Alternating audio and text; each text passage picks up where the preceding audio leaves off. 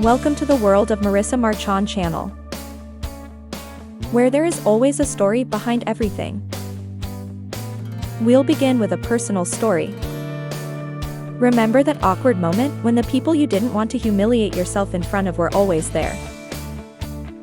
And you wish the earth would swallow you whole? It's as if the universe conspired to place you in an uncomfortable spotlight. My incident was like a perfect storm of embarrassment. This story happened many years ago, but it still makes me cringe every time I think about it. Now, imagine that happening not just once, but twice, each occasion more embarrassing than the last. The first incident occurred during a surprise visit to my mom in the Philippines. She was in her 80s and hadn't seen me in years. It was priceless to see her reaction when she saw me. My time was well spent spoiling my mother with all her favorite treats and taking her to places she loved. One day, I went to City Hall with my sister Lucy to process some paperwork. I was dressed in jeans and a t-shirt. She did not tell me she was well known there, so I was completely unprepared for the attention we received. Lucy, who knew everyone who mattered in the city, introduced me to several officials. As we walked through the hall, she stopped every few steps to talk to someone significant. As they chatted, I felt increasingly self-conscious about my casual attire amidst their business wear. Despite my laid-back outfit, people seemed genuinely interested in meeting me, which only made me more aware of how out of place I looked. Unfortunately, we had to return the next day to pick up the paperwork. This time, I dressed properly. I wore Levi's jeans, 3-inch boots, and a crisp, white button-down shirt. My hair was neatly styled, and I even added makeup to look more presentable. As expected, some female employees gave me envious glances as I walked by. As Lucy and I exited the building, I tripped over my own feet and ended up face down on the ground in front of City Hall. People gathered around me, their concerned faces forming a tight circle. It was the epitome of humiliation. My carefully curated appearance was shattered in an instant, not to mention my pride.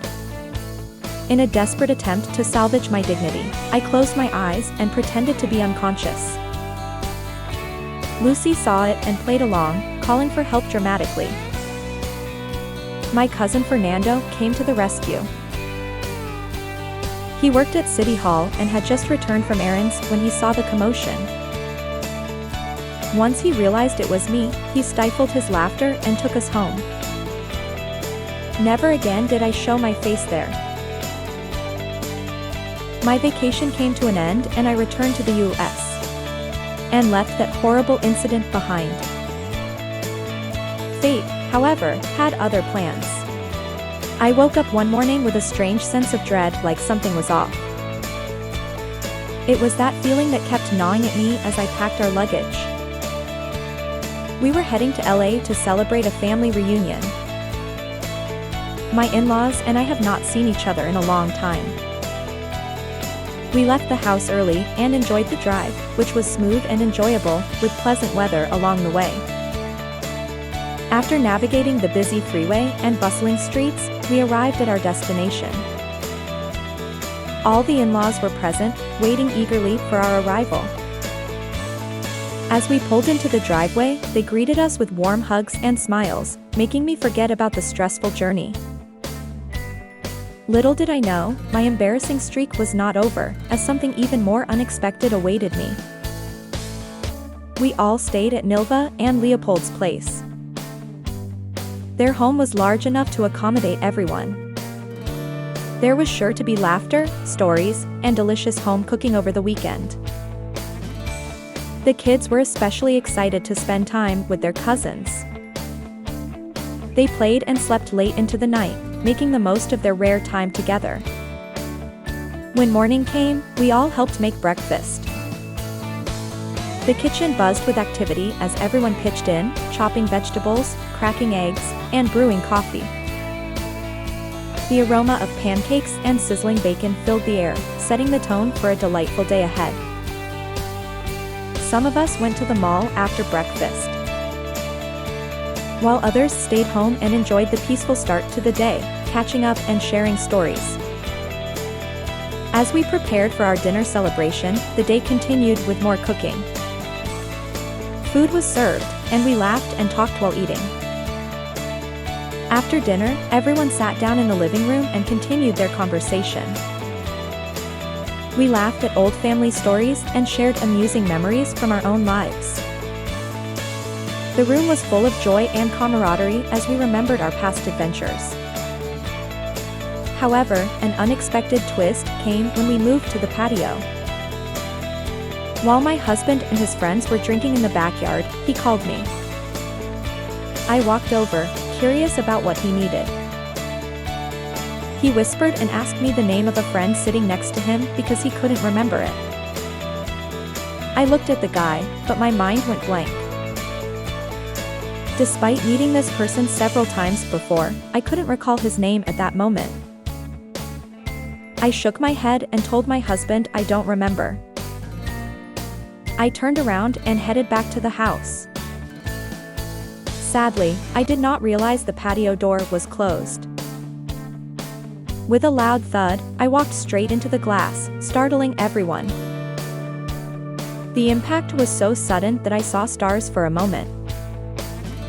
I saw my in-laws on the other side of the door, their eyes wide with shock and concern. I turned around and saw my husband's friends suppressing their laughter. My husband rushed over, giving me a quick hug and making sure I was all right. A bump appeared on my forehead, and I was in pain, but I didn't dare speak up.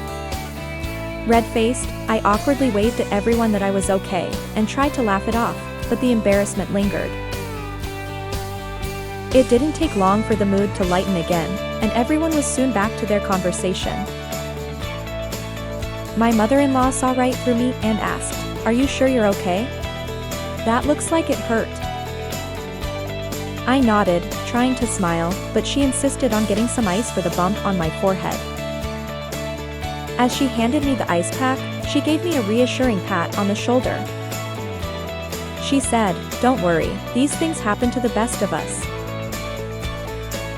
My mother-in-law was a special lady, and I loved her very much.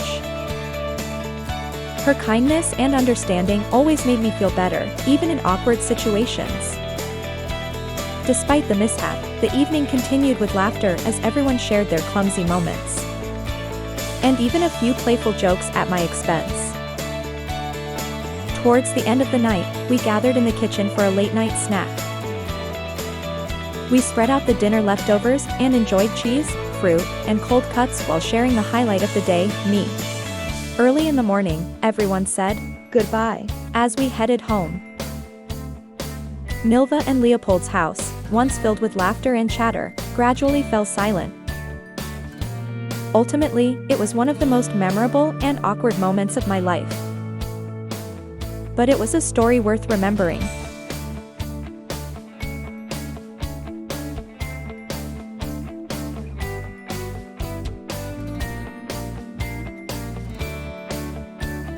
Tune in next time for another episode from Marissa Marchan channel.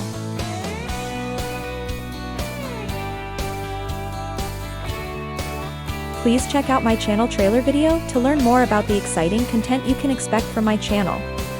Your support means the world to me. I write young adult, new adult, and middle grade fiction. For more information about my work, visit marissamarchan.com.